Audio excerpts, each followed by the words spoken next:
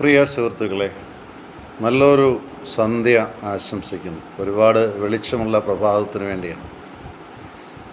മലങ്കര കത്തോലിക്ക സഭ നാളെ മുതൽ നോമ്പ് ആരംഭിക്കുക. ചിലരൊക്കെ ഇന്ന് തന്നെ ആരംഭിച്ചിട്ടുണ്ടാവാം. 50 നോമ്പ്. സിറോ മലബാർ സഭയും ലാറ്റിൻ സഭയും വിഭൂതി, അതായത് ആഷ് വെനസ്ഡേയിലെ തുടങ്ങുകയുള്ളൂ എന്നാണ് എൻ്റെ ചിന്ത. മറ്റ് ഇതര സഹോദരി സഭകളൊക്കെയും 50 നോമ്പ് നോക്കുന്നുണ്ട്. കൂട്ടത്തിൽ ഞാനൊരു വാക്ക് ആദ്യം തന്നെ പറയുന്നു, റംദാൻ്റെ നോമ്പും തുടങ്ങിയിട്ടുണ്ട്. അപ്പോൾ ഏറ്റവും നല്ല ഒരു നോമ്പ് കാലമാണ് സഹോദരി സഹോദരന്മാർക്ക്. ഈ നോമ്പിൽ 1-2 കാര്യങ്ങൾ. അവനവൻ്റെ ഉള്ളിലേക്ക് നോക്കാനുള്ള അവസരം. ദൈവത്തോടൊപ്പം എത്ര അടുത്തെന്നാണ് ഓരോരുത്തരും, ഇത് പരിശോധിക്കാനാണ്. എത്ര അകന്നല്ല, എത്ര അടുത്തെന്ന് പരിശോധിക്കാനുള്ള ഒരവസരമാണിത്. ക്രിസ്തുവിൻ്റെ വേദനയല്ല, ക്രിസ്തു ലോകത്തിന് കൊടുത്ത സന്തോഷത്തിൻ്റെ സത്പ്രവൃത്തികളും സത്വചനങ്ങളുമാണ് ഇനിയും ലോകത്തിൽ മുഖരിതമാകേണ്ടത്. ക്രിസ്ത്യാനി ക്രിസ്തുവിൻ്റെ സന്തോഷത്തിൻ്റെ മുദ്രയാണ്. ക്രിസ്തുവിൻ്റെ സഹനം വിശ്വാസിക്ക് സന്തോഷത്തിൻ്റെയും സദ്വാർത്തയുടെയും രക്തത്തിലെഴുതിയ ജീവനുള്ള അക്ഷരങ്ങളാണ്.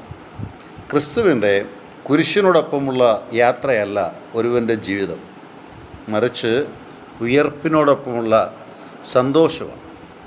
ആണിപ്പഴുതുകളിലേക്കും വിലാപ്പുറത്തെ കുന്തത്തിലേക്കും മുറിവിലേക്കുമല്ല നമ്മുടെ നോട്ടം, ഒഴുകുന്ന ചോരയുമല്ല. നോമ്പിൻ്റെ ധ്യാന വിഷയം മറിച്ച് കുരിശിൽ നിന്ന് ആണികൾ ഊരി ഇറങ്ങി വന്ന കർത്താവിനെ ആയിരിക്കണം.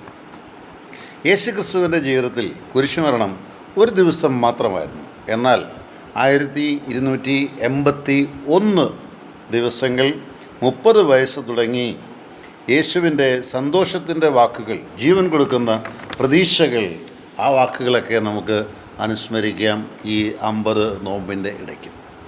യേശുവിൻ്റെ പരസ്യജീവിതം പ്രഘോഷണം ആരംഭിക്കുന്നത് മറിയത്തിൻ്റെ ഉദരത്തിൽ നിന്നാണ്. ഇതിൻ്റെ വ്യത്യസ്തമായ ഒരു ചിന്തയാണ്.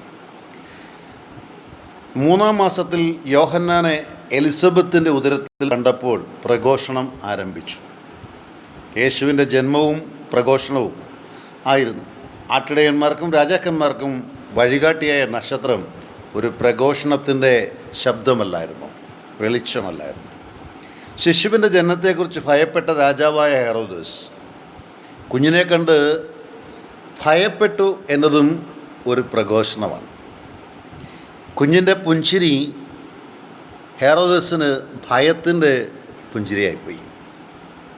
അവിടെ നിന്ന് കുഞ്ഞിനെയും കൊണ്ട് പലായനം ചെയ്യുന്നതും തിരികെ വരുന്നതും വിമോചനത്തിൻ്റെ പ്രവാചകനായ മോശയെ അനുസ്മരിപ്പിച്ചുകൊണ്ടുള്ള ഒരു പ്രഘോഷണം തന്നെയായിരുന്നു.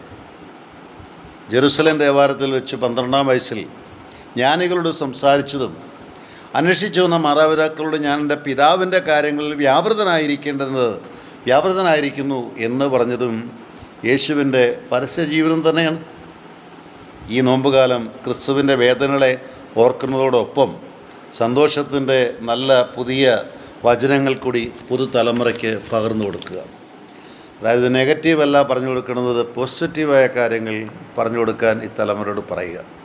ഏവർക്കും അനുഗ്രഹീതമായ ഒരു 50 നോമ്പ് അനുഷ്ഠിക്കുവാനാകട്ടെ. പ്രാർത്ഥനയിൽ നിയോഗമായി വളർന്നു വരുന്ന തലമുറയിൽ സദ്ഗുണങ്ങൾ ഉണ്ടാക്കാൻ ആഗ്രഹിക്കുക. മരണമെത്തുമ്പോൾ സമാധാനത്തോടെ മരിക്കാൻ കഴിയണമെന്ന് ആഗ്രഹിക്കുക. ലോകത്തിൽ സമാധാനം നിലനിൽക്കണം.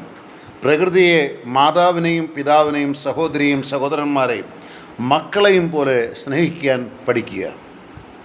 ആഗോളസഭയ്ക്ക് ക്രിസ്തുവിൻ്റെ ഉത്ഥാനത്തിൻ്റെ ദിവസത്തെ അനുസ്മരിച്ചുകൊണ്ടുള്ള ഈ 50 നോമ്പ് ലോകത്തിലെ സമസ്ത മനുഷ്യർക്കും ജീവജാലങ്ങൾക്കും പ്രകൃതിക്കും നല്ല ദിനമായിരിക്കട്ടെ എന്ന് പ്രത്യേകം ആശംസിക്കുക.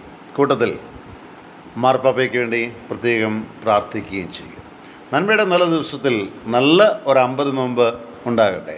കുരിശിൽ കിടന്ന കർത്താവല്ല, ഉദ്ധിതനായ ക്രിസ്തുവാണ് നമ്മുടെ സത്യത്തിൽ നമ്മുടെ രക്ഷകൻ. ദൈവം അനുഗ്രഹിക്കട്ടെ. കുരിശൊരു മാർഗവും ഉദ്ധാനം ലക്ഷ്യവുമാണ്. ജോൺസൺ കരൂർ.